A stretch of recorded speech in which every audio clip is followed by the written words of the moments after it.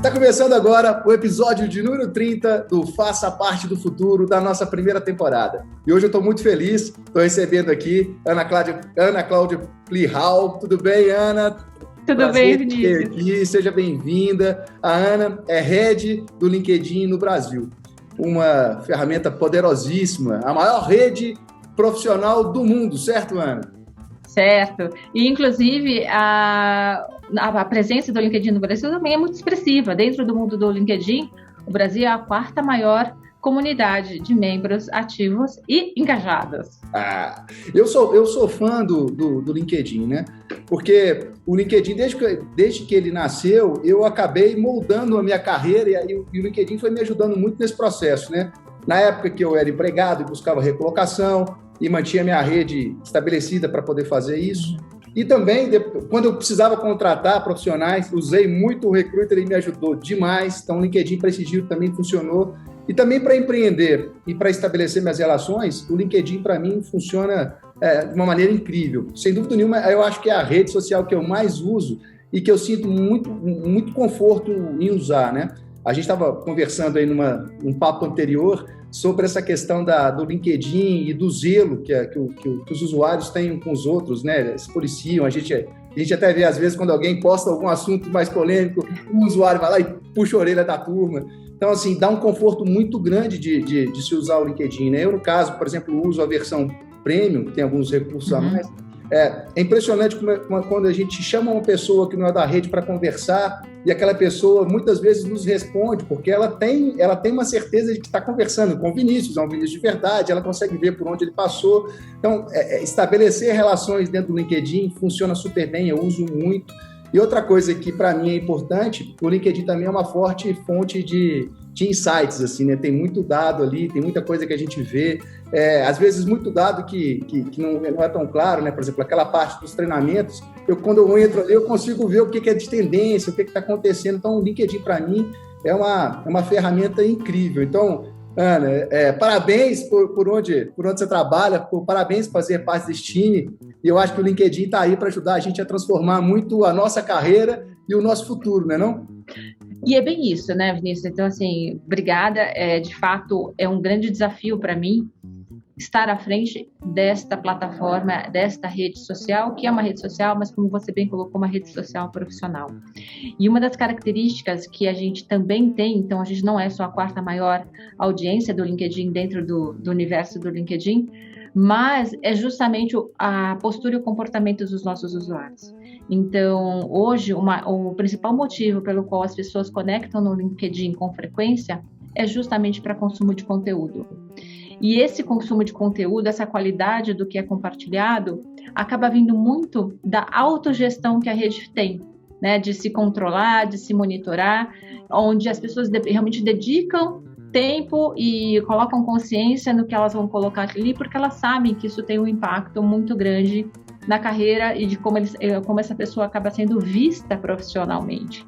E não que a gente também não invista muito pesadamente, é o maior investimento que o LinkedIn tem na questão de segurança, né? Então, até recentemente a gente mudou bastante os nossos termos de condições de uso, deixando muito claro, né, bem explícito em português, o que é que a gente admite, o que é que a gente não admite que aconteça na rede. Então, a gente tem uma postura bastante definida quanto àquilo que a gente acredita que seja conteúdo discriminatório, que gere violência, que não gere conversas que agreguem valor, né? Então, a gente também tem esse lado, uma equipe que monitora 24 horas por dia o que é que está sendo postado, como está sendo postado.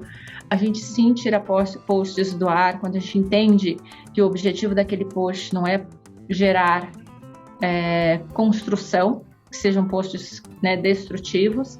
E a gente também trabalha muito fortemente na educação desse usuário, explicando o motivo pelo qual essa atuação acabou acontecendo. Que se dá em dois níveis, se dá em nível de algoritmo, mas também se dá numa intervenção humana, né? Passado o algoritmo identifica alguma coisa que ele entende que está fora dos parâmetros, passa para uma equipe de análise que vai a fundo, né? E aí depois disso a gente atua com o único objetivo de garantir justamente esse ambiente seguro e confortável para os nossos usuários. E eu acho impressionante, porque as outras redes também têm isso, né? A gente vê esse movimento no Twitter, vê no Facebook, vê no Instagram, mas é impressionante o engajamento que a rede gera nos usuários, né? E eu acho que esse é o maior efeito, né? Na hora que é claro que você tem que ter toda a parte mecânica, de inteligência artificial, enfim, dos algoritmos fazendo esse monitoramento, mas quando você tem o engajamento da rede, né? As pessoas estabelecendo ali um consenso de como usar aquilo tem uma fluidez muito maior, né? É autêntica, né?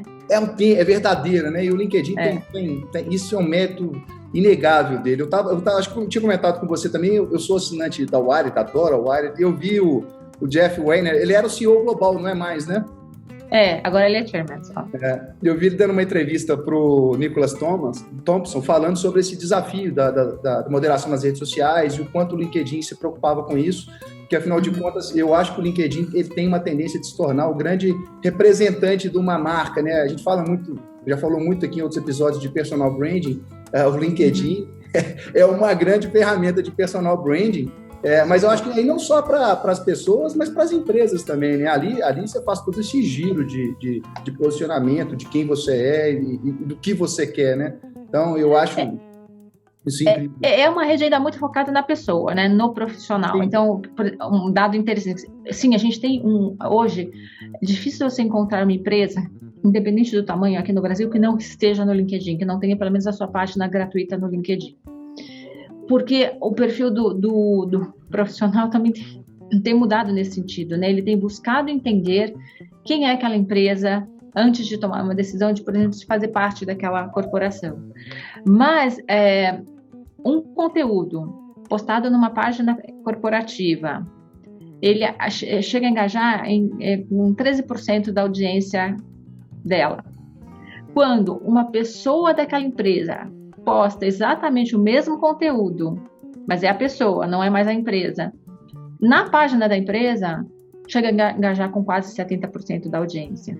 Então, essa é uma característica. Eu quero conectar com o Vinícius, né? Com o profissional Vinícius, respeitando justamente todo o passado ou o futuro, ou o posicionamento, a contribuição que o Vinícius pode ter na minha vida profissional. E essa é a troca, né? Então, quando você vai em busca, ela meio que tem uma relação com a pessoa, com o membro, né? E é por isso que acaba que todo mundo toma conta um pouco de que essa relação seja uma relação saudável, porque ela é profissional, mas ela não deixa de ser pessoal. É uma valorização do indivíduo, do ser, né? E a pandemia? O que vocês conseguiram observar de movimento na pandemia? O que o LinkedIn viu acontecendo nesse período tão difícil que a gente está vivendo, né? No primeiro momento, como a gente... o grande susto, acho que março foi o pico do susto, né? Do que aconteceu na pandemia. Em que sentido? A gente vinha com um volume de vagas postadas bastante grande, onde a gente teve um momento de suspensão, que foi aquela hora que o pessoal falou, e agora? O que vai acontecer? Todo mundo, né? Travou nas 4 rodas, assim, né? Travou nas 4 rodas. Até porque os exercícios financeiros, eles já estavam prontos, das corporações, né? E eles estavam começando a ser implementados. Mas a gente não sabia por quanto tempo duraria, ou, quer dizer, era muita dúvida, né? Então, para você ter uma ideia, antes da pandemia, a gente tinha quase que 190 mil vagas postadas no LinkedIn, a gente caiu para um número em abril de quase 14 mil vagas somente, né? Então, foi aquela grande suspensão. Por outro lado, a gente teve um crescimento na troca de conteúdo na ordem de 49%. Em abril, 69% de crescimento do conteúdo, porque 49% é a média, né? Em abril, a gente teve um pico. E a conversa era, como é que é viver no trabalho remoto? Como é que eu implemento isso? Por quanto tempo? Que políticas que estão, né? Como está acontecendo na sua vida profissional a implementação desse conceito de trabalho? Então, a gente viu que muita coisa que a transformação digital estava empurrando, estava implementando, mas que vinha num ritmo talvez até lento, se acelerou fortemente. Então, fomos obrigados a ir para casa. Gestores começam a ver que ter uma equipe distribuída talvez não seja tão impossível assim de se manter, né? Por outro lado, tiveram que se reinventar também. Sim. Empresas revisitaram políticas que elas né, de existir uma resistência muito grande para que isso acontecesse. Enfim, eu vejo, né, e aí passado o ano de 2020, como benefício essa grande aceleração, né? Então, a flexibilização do trabalho hoje já é um tema, todo mundo já entende de que não será mais como era antes, não sabe ainda direito como vai ser, mas não será somente como era antes. Né? Então, a ideia do trabalho mais flexível, quando você vai para o indivíduo, né, foi uma prova muito grande de resiliência, então todos tiveram que, da sua maneira, se adaptar. Infelizmente, a gente viu um impacto maior na profissional mulher. Então, a profissional mulher, que historicamente carrega mais papéis do que o profissional homem, como a gestão da casa, dos filhos pequenos, a creche fecha, a escola fecha, gerenciar tudo isso além do peso profissional foi difícil. Então, a gente teve uma redução da participação da mulher no mercado de trabalho, que levou a gente de volta lá para a década de 90, e que enfim, agora em março a gente vai explorar isso bastante, até na plataforma, como a gente volta a acelerar, como a gente volta àquele patamar acelerando muito, para que a gente consiga ter, né, de verdade, essa representatividade feminina no mercado de trabalho. Gestores tiveram que se revisitarem, né? Então, a gente fez uma pesquisa que mostrou que em 64% dos casos de equipes que voltaram a produzir resultados semelhantes àqueles que eles produziam enquanto estavam no escritório, afirmam que a diferença foi o chefe entender, a empatia que o chefe teve com a situação. Então, aquele chefe humano que conseguiu distinguir que uma mãe de uma criança de 2 anos trabalhando de casa tem horários diferentes do que um homem solteiro que mora sozinho de 27 anos, sabe? E aí ajustar, né, e fazer esses arranjos e acordos que conseguiram respeitar essas particularidades fez toda a diferença. Mais do que MBA, mais do que formação ou histórico de resultado no passado. Esse momento foi um momento onde também houve um olhar mais intenso para a questão humana, sabe? Assim, por trás de tudo isso, eu ainda tenho humano. Então, junto com essa aceleração da transformação digital, eu vejo um espaço único de empresas repensarem, ou não sei se repensarem, Vinícius, mas empresas de fato colocarem pessoas no centro da discussão, porque foram elas, em diferentes níveis, em diferentes situações, que acabaram fazendo a diferença para aquelas que conseguiram sair com menos dor do ano passado, né? E aí a gente entra em 2021, um pouco com aquela expectativa de que, puxa, está acabando, agora a gente já não acha que está tão acabando assim, esse modelo de pandemia, mas já com desenhos, planos estratégicos com base numa experiência de 2020. Então, surge muita preocupação com o que a gente chama de upskilling, né? O desenvolvimento das competências dos funcionários que hoje fazem parte, vinculado a um programa mais intenso de mobilidade interna. Então, nunca se teve tanta gente migrando de posição, desde operações operacionais, então, frente de caixa, que moveu para ser operador de logística, ou operador de armazém, ou, sabe, assim, que eu fui ajudar ali no empacotar para poder mandar via delivery, né, o produto, atender o cliente num outro modelo, até mesmo em funções administrativas, analistas financeiros que passam a serem desenvolvidos para suportar melhor a parte de satisfação do cliente. Né? Porque isso aí que vai dar sustentação justamente para esse discurso do Human Centered Design, exato, de entender como, né? Eu acho isso incrível. Então, isso é o que a gente está sentindo hoje, e vendo hoje pelo comportamento de alguns indicativos que a gente tem dentro da plataforma. Nossa, eu achei tão legal. Achei tão legal o que você falou e me despertou tanta coisa aqui, tanta curiosidade para trocar com você. Assim, eu de verdade, sou mesmo fã do LinkedIn, né? E quando você navega lá, você começa a ver os movimentos, exatamente o que você disse, né? No início, o foco da discussão era o home office, as pessoas externando a dificuldade, outras dando dicas, as empresas, a discussão que se manteve era essa. De repente, uma discussão, não sei dizer porquê desse movimento ter aflorado com mais energia agora, mas da inclusão apareceu muito. Você via muito o tema da inclusão o tempo todo. Aí eu estou falando só... Era a inclusão social, racial, das mulheres, né? As mulheres sofreram muito. Então, você viu... A gente via esse tema todo a florir na rede, né? Isso ganhou uma energia muito grande. Aí agora a gente vê desembocar essa questão do papel do humano, né? As pessoas estão de fato entendendo que as coisas funcionaram bem na pandemia porque existiam humanos trocando e humanos fazendo a coisa funcionar. E claro, também tinha tecnologia, mas como meio, né? O humano colocando aquilo ali. Então, eu acho que eu vi isso tudo, essa trilha de conhecimento, essa trilha acontecer lá. E tem uma coisa que eu defendo muito aqui, Ana, que de verdade eu acho que o futuro é das mulheres. Eu acho que o século XXI é das mulheres.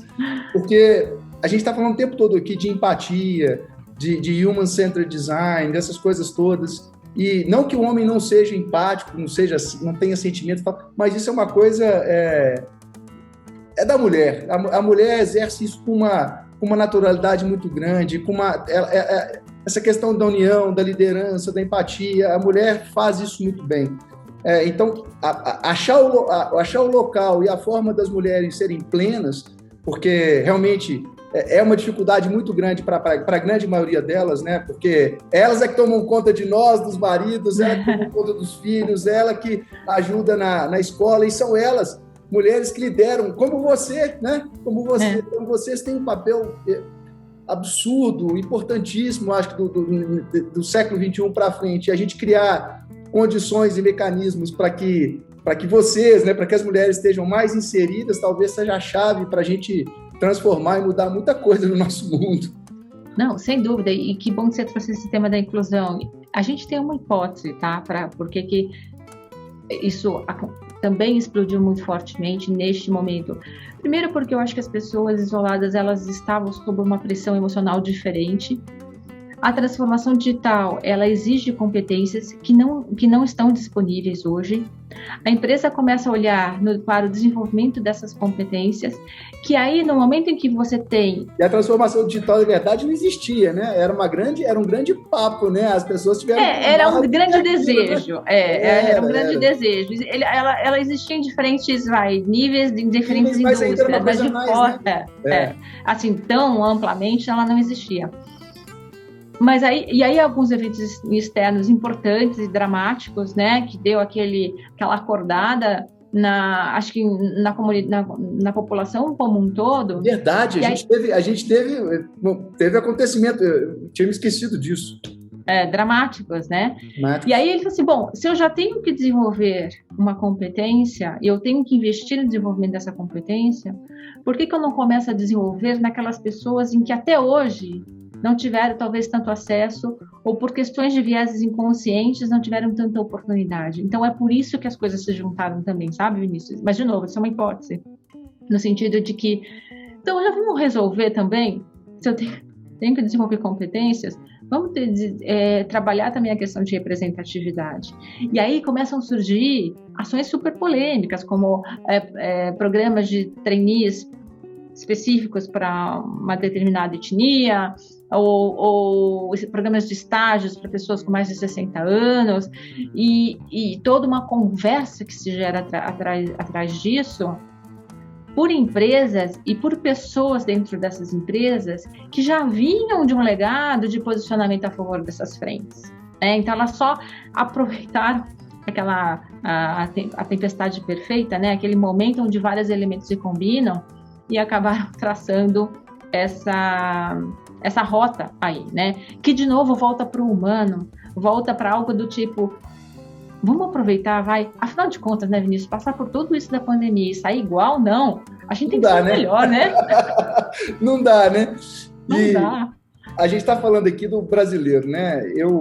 O podcast até que está no ar hoje, eu estou conversando com um grande amigo que está na Bélgica e está lá trabalhando numa multinacional, muito tempo, e ele fala da beleza do brasileiro, né? Que ele estando lá na Europa, às vezes as pessoas acham, o cara está morando fora, está feliz, está bem. Ele fala, Vinícius, eu estou daqui, eu olho para o meu povo e vejo, eu sou apaixonado pelo Brasil. O brasileiro é um povo incrível, não tem ninguém mais resoluto, mais capaz, mais audaz. O brasileiro está sempre encontrando uma forma de fazer a história mudar, né? A história acontecer. E a gente falou um pouco disso aqui antes, né?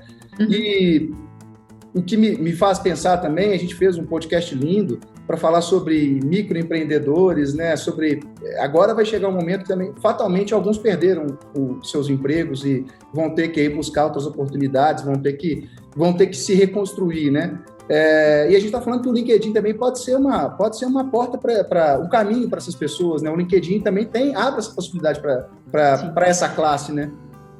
E porque justamente, como a gente estava falando lá no comecinho, acaba sendo da relação da pessoa para pessoa. Então, se eu tenho um serviço, independente do meu tamanho, seja eu uma microempresária individual, seja eu uma pequena empresa, que agrega valor para o Vinícius, né, representante de uma outra empresa ou enquanto indivíduo, o LinkedIn é a plataforma. O que é importante é você adequar a mensagem, adequar o valor do teu produto para essa plataforma. Isso, então, autoridade, né? Para poder navegar.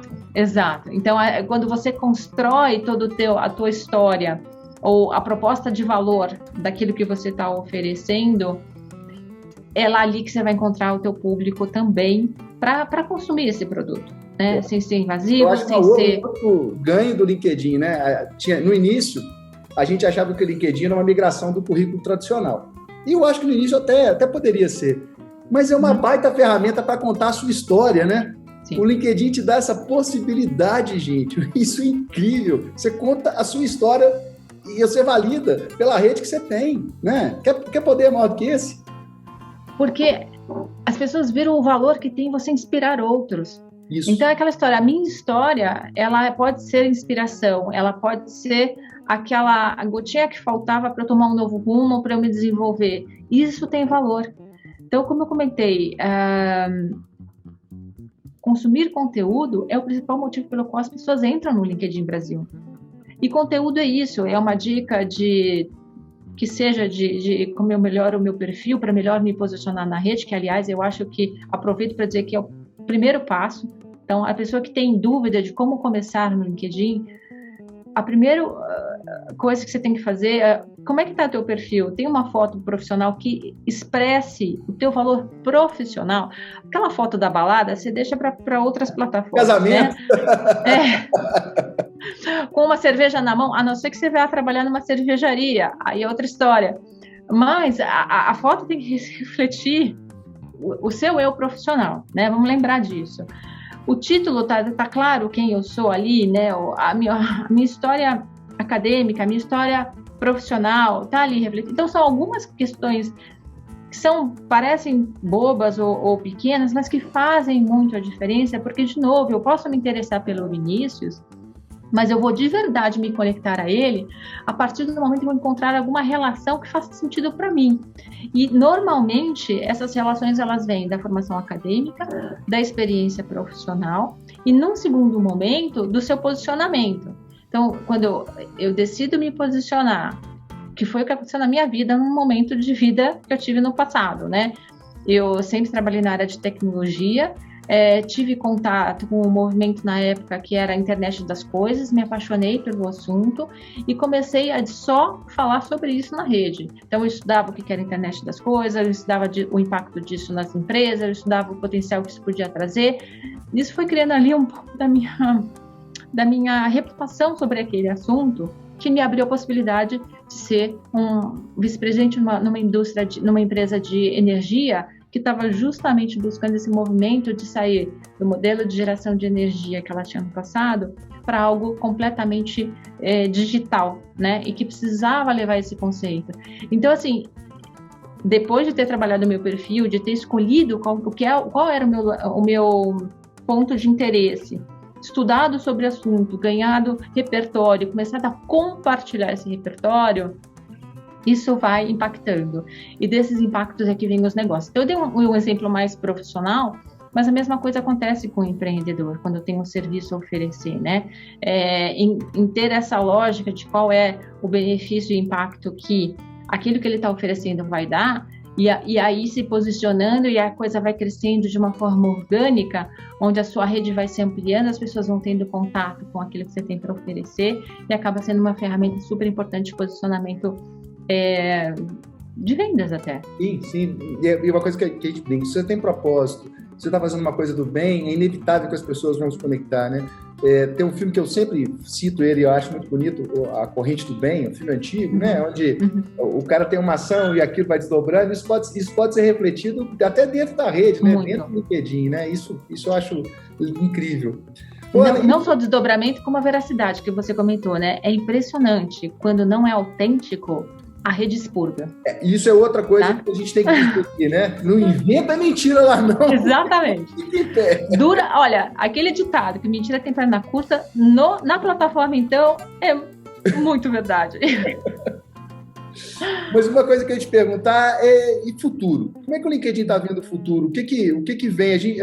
Eu tenho pesquisado muitas coisas do LinkedIn, tenho ouvido falar que muitas ferramentas de inteligência artificial vão ser agregadas na ferramenta, essa questão das reuniões remotas, do trabalho remoto. Isso é verdade mesmo? O LinkedIn está estudando alguma maneira de contemplar melhor esse cenário maluco que a pandemia trouxe aí para a gente? A gente está constantemente, logicamente, sempre buscando aperfeiçoar a plataforma como um todo e prover, né, para quem está... O nosso maior objetivo é criar uma oportunidade profissional para qualquer membro da face da Terra, né? Para qualquer usuário, para qualquer pessoa da face da Terra. Isso é o que rege tudo que a gente faz. Aí então, você falar que muita gente não sabe, tem uma plataforma de treinamento de curso do LinkedIn lá que é incrível, né? E que tem o conjunto inteiro de treinamentos, né? Ele é disponível para os usuários que são premiums, mas a gente já tem quase 600 treinamentos que são absolutamente gratuitos. Inclusive, agora no mês de março, a gente vai estar lançando um outro conjunto de treinamentos focado para o desenvolvimento da mulher profissional, 100% gratuito. Então, começa na segunda-feira. Né, vai ser divulgado na plataforma, liderança feminina, combate do viés inconsciente, comunicação assertiva, que são algumas das questões que a gente viu que fazem ainda parte ou que ainda impedem o crescimento rápido da mulher. Então, a plataforma de desenvolvimento, de autodesenvolvimento, né, que é a plataforma de treinamento, o LinkedIn Learning, é um pilar muito importante, porque se da mesma forma com que tudo que acontece no LinkedIn está muito focado na pessoa, a gente também acredita que não existe ninguém mais interessado ou com maior poder de impacto no crescimento pessoal do que a própria pessoa. Sim. Então, a partir do momento que ela decide que ela quer sair do ponto A, que ela precisa fazer aquilo, né? Porque o modelo de esperar que a empresa faça isso já foi, esquece, entendeu? Ela vai prover algumas coisas, mas que sejam interessantes a ela enquanto corporação.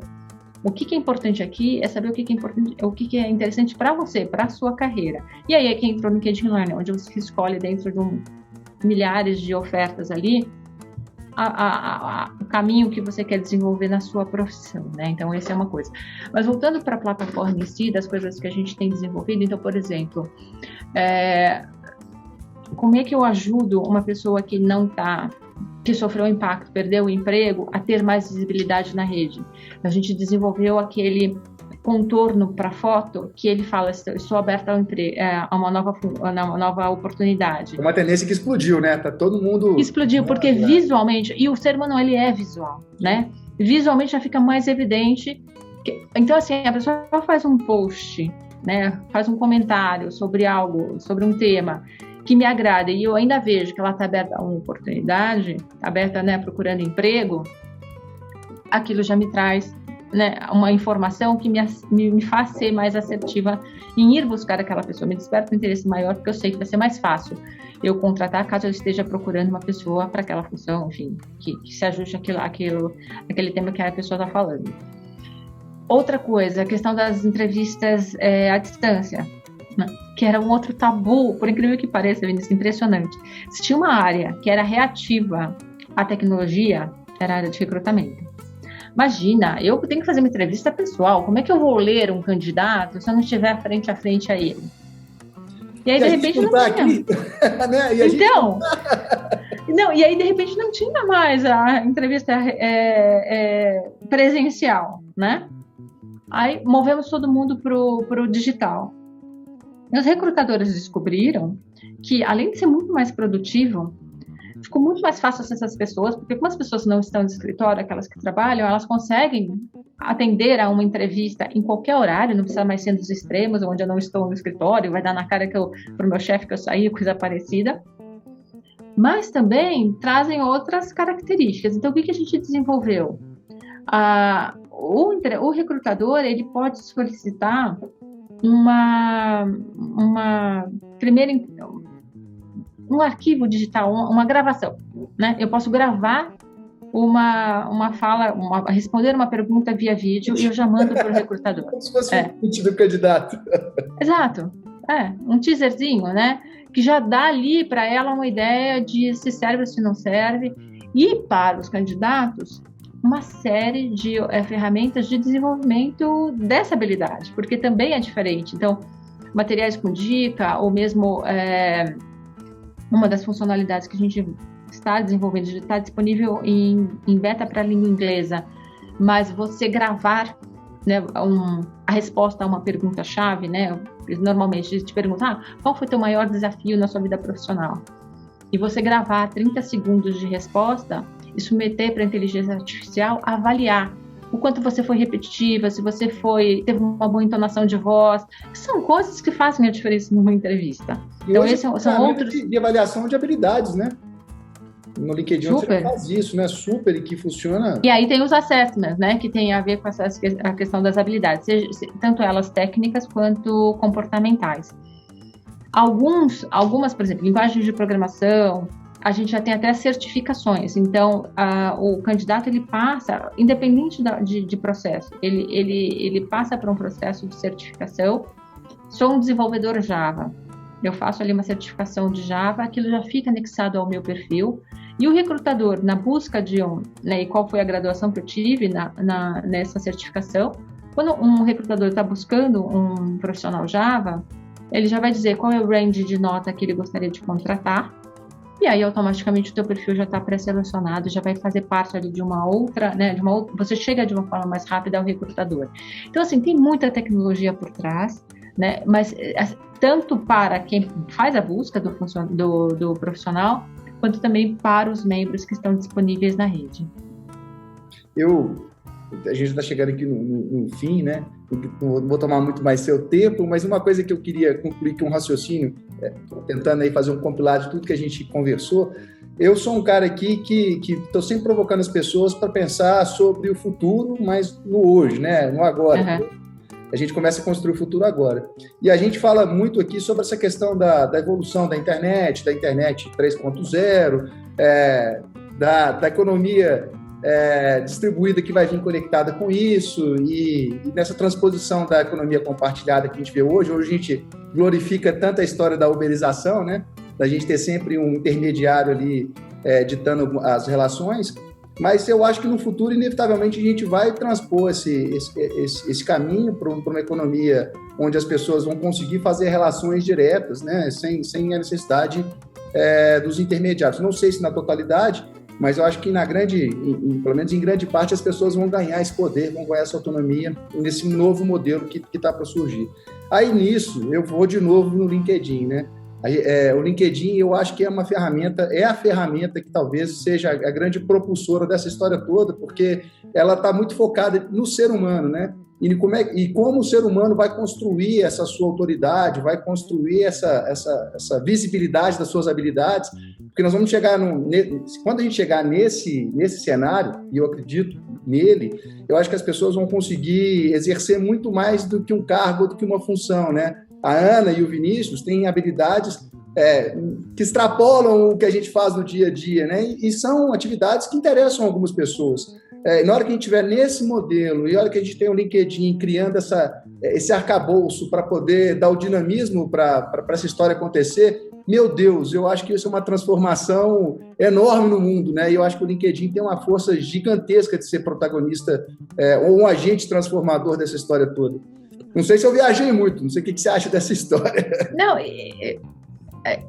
super de acordo, Vinícius, até por isso que a gente, assim, o que a gente via como tendência do ganho de importância das competências interpessoais se concretizando hoje como de verdade diferenciação, conecta isso que você está dizendo, né? Então, eu posso ter feito a melhor faculdade de computação, posso ter feito os melhores cursos de técnicos, mas hoje, né, o que realmente vale, o que as pessoas estão olhando, as empresas estão olhando, é a minha capacidade de pegar uma situação, entendê-la e agir rapidamente sobre ela.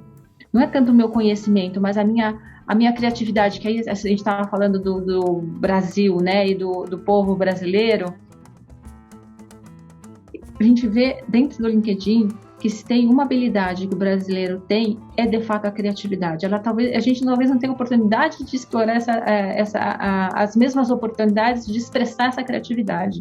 Mas a criatividade é uma das grandes competências que o Brasil, de uma forma geral, tem, né? E que poderia ser um elemento de diferenciação enorme no nosso mercado.